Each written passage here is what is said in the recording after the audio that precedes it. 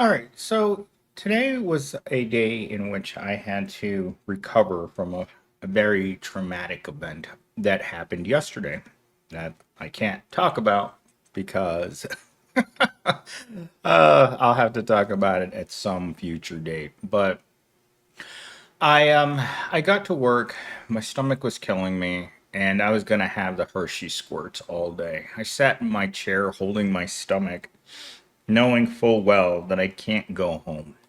And that's the feeling that you get when your stomach is cramping up because you're having stress stomach aches. And there's nothing you can do about it except roll through every single attack on your stomach like you're going to not make it. And so as I stood there or sat there at my desk, my stomach killing me, I had no idea that today was going to be one of my most talkative days at Pound Town.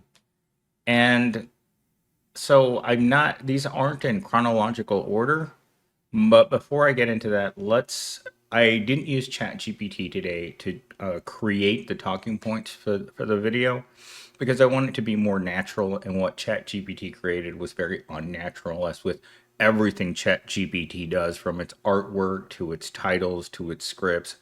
Nothing about what ChatGPT does would be considered normal. All right, let's get into this. I didn't expect to be someone's therapist today, let alone three different people's. But here we are. One asked to stay friends before she vanished into retirement. Another pulled out her phone at the dumpster and said, "Let's be real friends." Like, that's normal place to exchange numbers. And the last one, she ranted about staplers, silent coworkers, and the spiritual decay of the modern office workspace, like I was her priest. Pretty good. ChatGPT intro, kind of bland, but what are you gonna do? I'm not. Well, technically, I do pay ChatGPT $20 a month to listen to me. Anyhow, our first person. So I was sitting in my office, and the phone rang, and the person on the other end, even before we started talking, said to me, um, you know, my last day's in a few weeks. Completely out of context. So I kind of ignored that part of the phone call. And then we started talking about business stuff. And then she started going into intimate detail about how she'd been so dedicated for over a decade and she didn't understand what was happening to her, why it was happening to her. And I just talked to one of her coworkers about 3 or 4 weeks ago who said the same thing to me. It's like, "Millennial Steam, I'm leaving. I'm moving to Tennessee. There's nothing they can say to make me stay. I'm gone." And so I was hearing this in real time and I didn't know what to say. She was obviously very hurt by what had happened to her, and I wasn't sure if she wanted me, because I had to actually back up in the conversation after we were done talking about the business related things and say to her, it's like, "What do you mean you're not going to be here in a few weeks?" And she's just like, "Yep, I'm not going to be here anymore." And I'm like, "Why?" And she just said, "Because." And then she told me, "Don't tell anyone.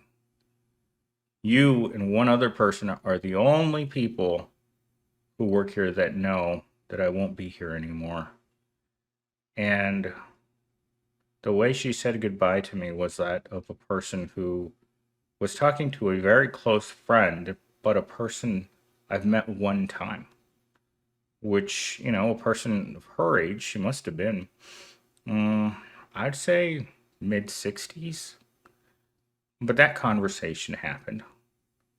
So this morning, I got to the office and I don't know if I was hot or I was cold or I just needed to open the door to let some air in, or I don't know what I was doing. In all honesty, I just was propping the door open when I had someone come by, And they looked at me and like, oh, you're airing out your man cave. And I'm like, oh, hi.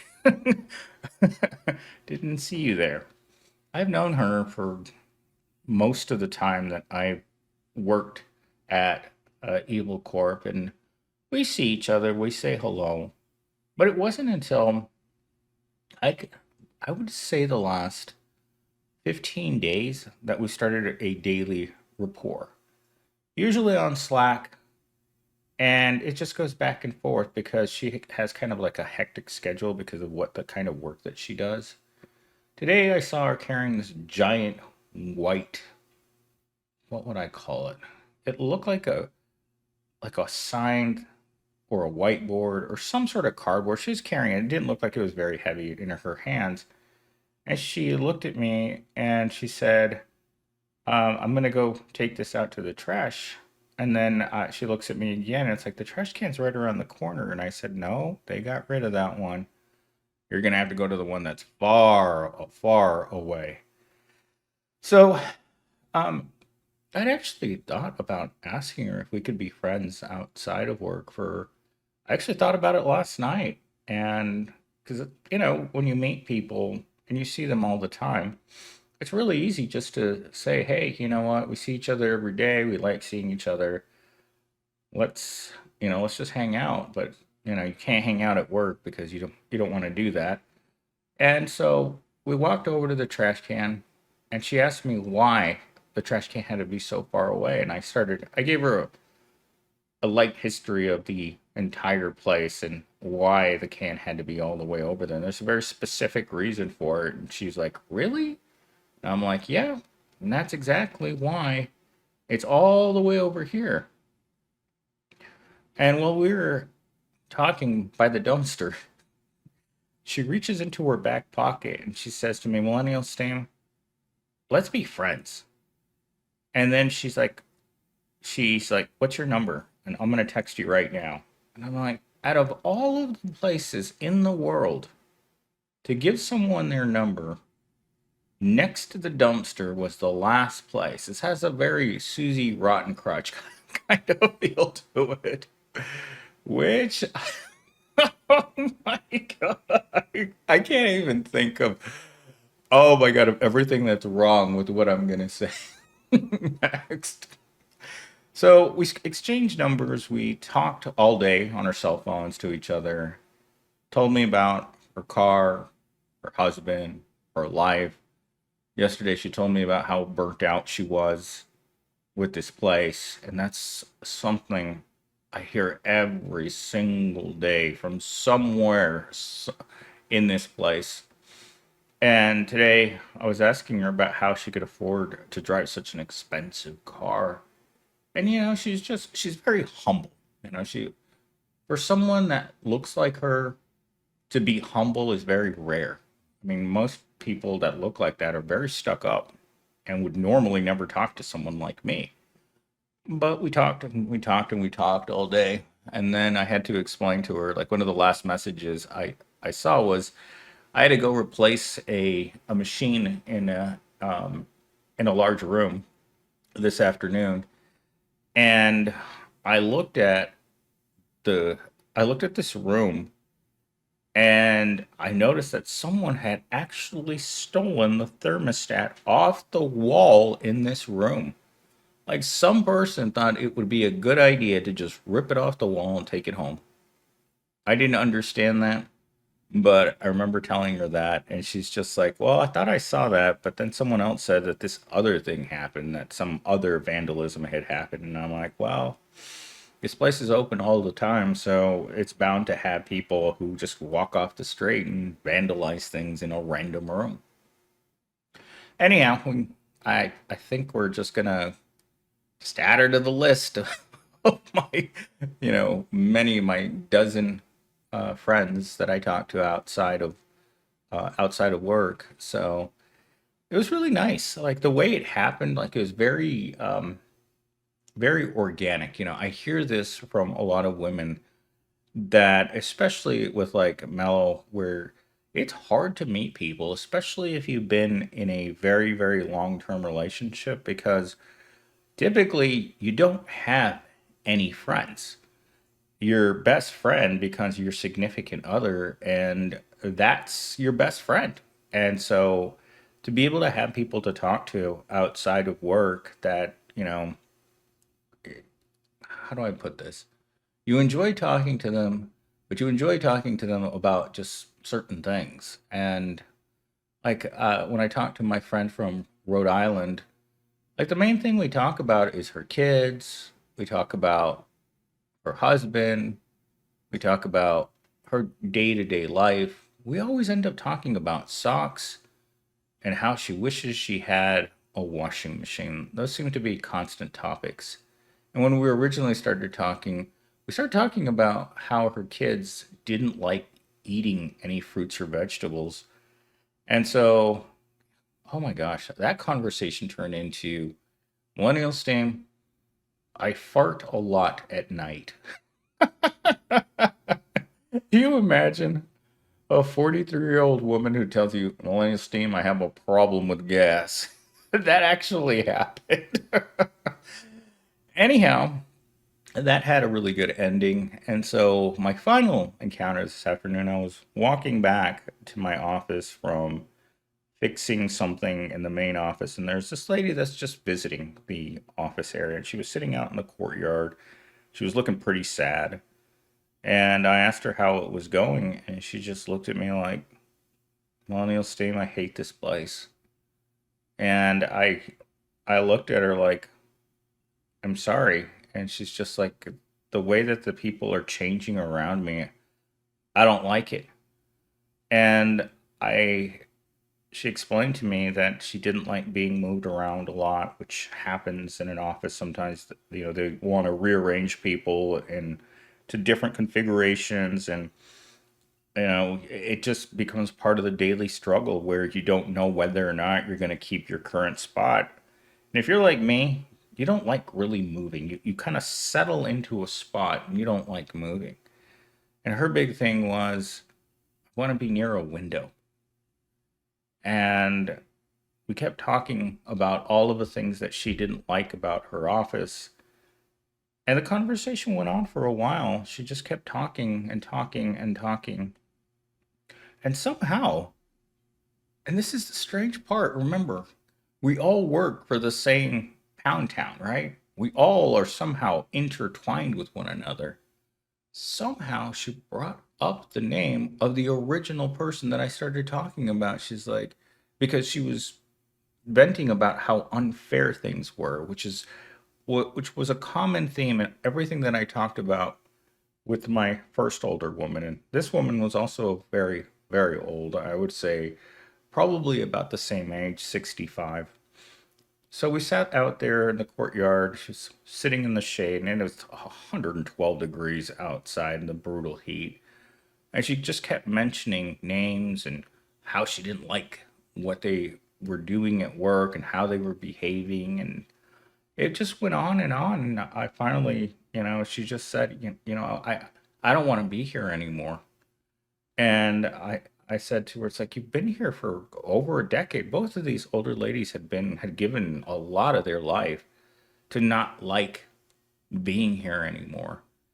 And the more I listened, the more I understood that we all meet people in different ways. Like, I'm friends with people that she doesn't like, but I'm also friends with people that she really likes a lot. And so when she finally came to the name of the person that's leaving, she said to me, Millennial Steam, I know. And it's like she told me like months ago that she didn't know when it was going to happen, but she knew that things were not looking good for her. And again, it's that tribal knowledge that a lot of people carry around in their head. I was talking to, who was I talking to yesterday? I think I was talking to one of the guys on the other support side yesterday, and he said to me, there's a lot of people at this company that have a lot of tribal knowledge. They've been here, they're connected to other people. Like yesterday, I had to send out a ton of messages out to a bunch of people, and I could do it just from memory. I could think of the office, think of who works there, and just add them to my list. And so I was able to add about eight presidents all over the place, and then add all of the other people that I needed to add to this list just straight from memory. And I was like, Jesus Christ. And this morning I was walking past past the front desk, and someone at the front desk says point blank asked me, who at this company would know how to get this particular item? And I was like, well, that would be so and so. And I'm like, I got back to my desk and I messaged her real quick and I'm like, you do this, right? And she's like, I sure do. And that person's already reached out to me.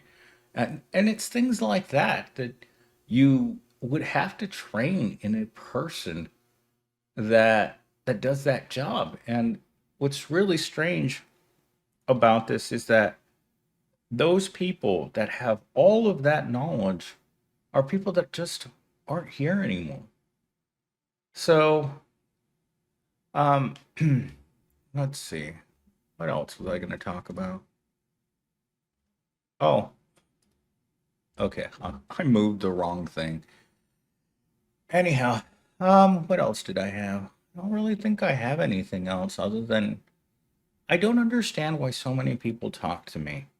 Like, someone asked me, it's like, why aren't more people in your group like you?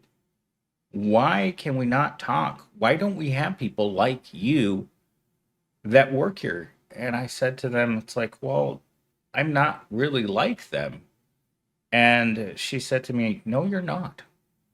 In fact, I've had this conversation with at least a dozen people over the years. It's like, why are you the way that you are? You're fun, you're relatable, you're entertaining, you're funny, your dark sense of humor is appealing. In fact, yesterday I was on the phone with this lady, with one of the head people in HR, and she stops the conversation and she says to me, I love your personality, Millennial Steam. I love how you make me laugh.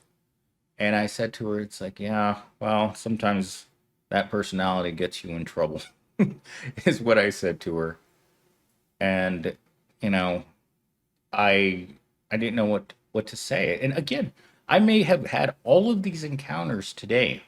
Three different women, and yesterday I had the exact same thing. It wasn't even 8:15 yet, and I was being lit up on the phones because someone needed this, someone needed that.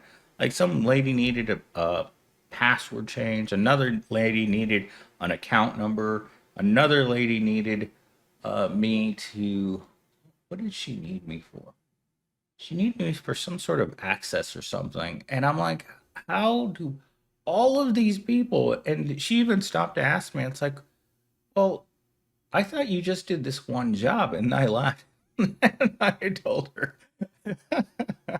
She laughed with me. She's like, "How does one person do so many different things?" And I told her because I have to. That's really what it comes down to. At the end of the day, I do all of the things that I do because I have to. And yeah, that was my day. It's literally just a lot of deep conversations with very troubled people. And if there's one thing that I have to say that all of these people have in common is that they're so afraid of losing their jobs. If I had to say if there's a common thread in every conversation I have had over the last 3 months with every person that I interact with, and remember, I interact with hundreds of people a week. And so the the thing that I feel most is the anxiety, the depression, the fear, the panic of these people. No one feels like they're safe. And the next thing that they not feeling safe at work because you don't know what's going to happen to you at work and then having to deal with that anxiety day in and day out. And a lot of that's what stresses me out. It's not only is the workload incredibly high, but you've also add in the element that your coworkers are in fear all of the time. Anyhow, let's do my closing monologue here. I don't know what's more exhausting, the job itself or the invisible emotional side quests that come with it. But if the trash can is where friendship begins, I guess I'll start bringing snacks. Somehow I've become the emotional safety net for a workplace no one actually feels safe in. And if you're watching this thinking, wow, that's me too, don't worry. You're not broken. Just surrounded by people who are quietly falling apart. I would have to say that that's one of the most heartfelt things that ChatGPT has ever written for me in a script because people are quietly falling apart. Most people fear having to be unemployed right now because even the lowest level job is having 600 applications for a job that doesn't even cover rent. And people are out there not doing well. There's people around you. There are people that you talk to every single day that are skipping meals, that can't afford to pay their cars. In fact, oh my God, I heard this week. There was someone at the office who claimed that their car had been stolen this week, right? Well, they tried to make a big deal out of it, and then come to find out later that day, it's not that their car was stolen, it's that the car had been taken by the bank. that's a, that's two big different things there, but again, people are suffering out there. The suffering at this time in history is absolutely appalling. These people have no idea what to do. They can't work more hours. I mean, I have to come in and I have probably going to have to work both Saturday and Sunday this week because of how many extra tasks I've been given, and I'm not looking forward to that. Of just sitting in the office and mindlessly doing the same thing 100 and God, by the time I get to the weekend, it's probably going to be 120 times. And that things like that where you have to do the exact copy, paste, copy, paste, copy, paste. And the worst part is that the website that I use in order to do this mindless task takes forever to refresh. So you hit the button and you sit there for like 2 to 3 minutes waiting for it to come up. Then you got to do copy, paste,